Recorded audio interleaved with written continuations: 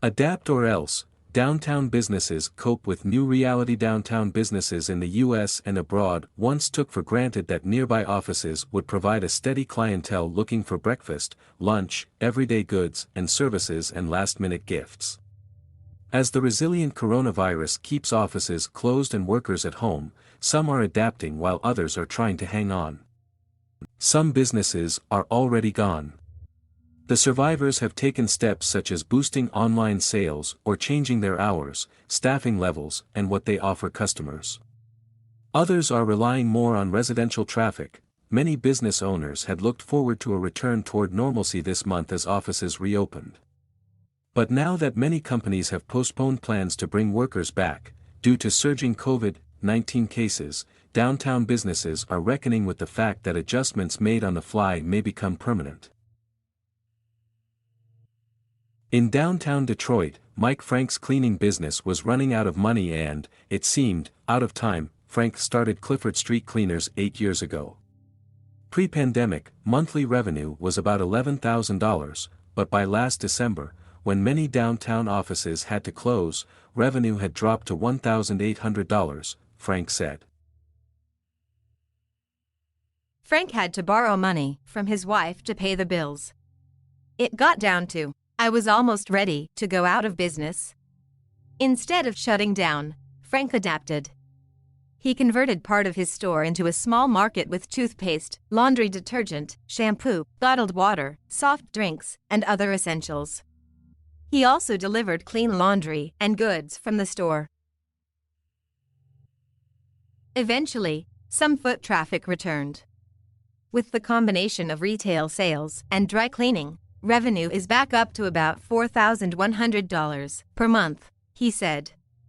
That's enough to keep him afloat, and the figure is improving each month. In Lower Manhattan, 224 businesses closed their doors in 2020 and 2021, according to the Alliance for Downtown New York. About 100 have opened. There's no question, it's hard for business districts like ours. We miss our workers, said Jessica Lappin, president of the Alliance for Downtown New York.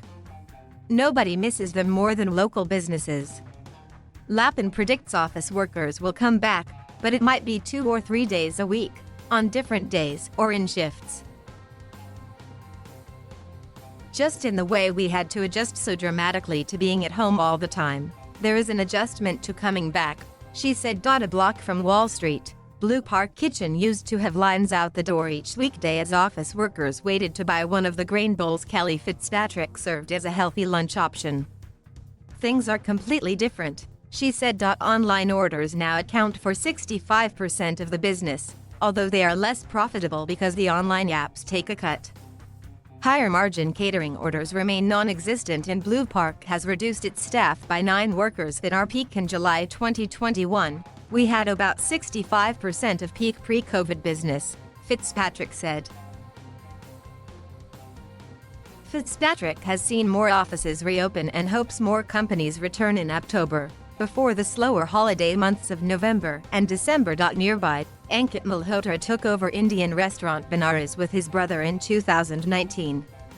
When the pandemic hit, overnight, their core banking clientele vanished. No one came in for the $13 3-course lunch special the restaurant was known for. Previously, lunch accounted for 95% of Benares' business. Now, Benares has about 10 lunch orders a day, down from 100. But locals, grateful that the restaurant kept its pre-pandemic hours of 10:30 a.m. to 11 p.m. every day, are keeping the brothers afloat. Business is back to around 70% of pre-pandemic levels, helped by delivery and dinner meals. The clientele has changed from workers to younger people and families from nearby Battery Park City. It's nice to see not just corporate people downtown.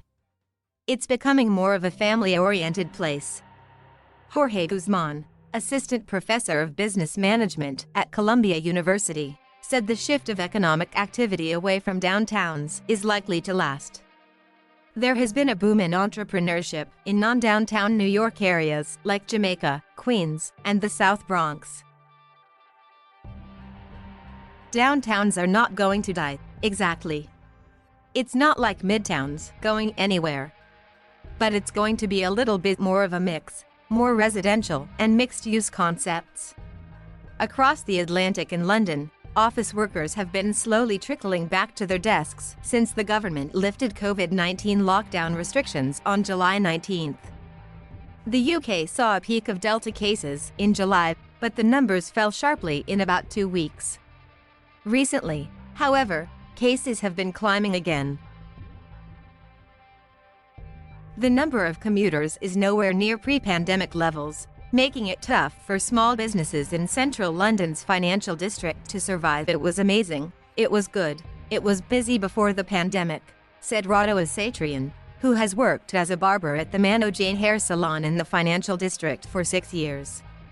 Before COVID-19, he usually had 10 to 15 customers a day, but now it's down to 3 or 4. Now, it's just so empty, said Asatrian. He said he is considering moving to a busier location, switching careers, or moving abroad. In some downtowns, while the workers are still remote, the tourists are back and providing a boost to businesses. In Atlanta, Kwan's Deli and Korean food is doing just about as much summertime business as it did before the pandemic, said Andrew Song, whose family owns the restaurant. At the height of the pandemic, Kwan's had lost about 80% of its business, reduced its hours and cut staff. But the deli has bounced back thanks to tourists from the Georgia Aquarium and events at a nearby convention hall. Still, the Delta variant surge is creating uncertainty about the fall. Song said he has heard that some businesses have relocated permanently or downsized. It's sort of hard to imagine what it will look like with office regulars not returning or being more remote, he said. In Nashville, Lyle Richardson, Chief Operating Officer for restaurant operator A. Marshall Hospitality, said he has seen the city's restaurant industry ravaged by the coronavirus epidemic. He sits on the board of the Tennessee Hospitality Association trade group and estimates that hundreds of restaurants have had to close.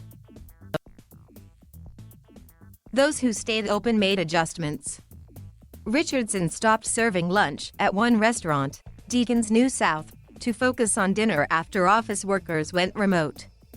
But he kept his other restaurant, Puckett's Grocery and Restaurant, open from 7 a.m. to 11 p.m. to attract the tourists flocking back to the city. The normalcy we called pre-COVID, that no longer exists, he said. We have to be prepared, on our toes, to adapt.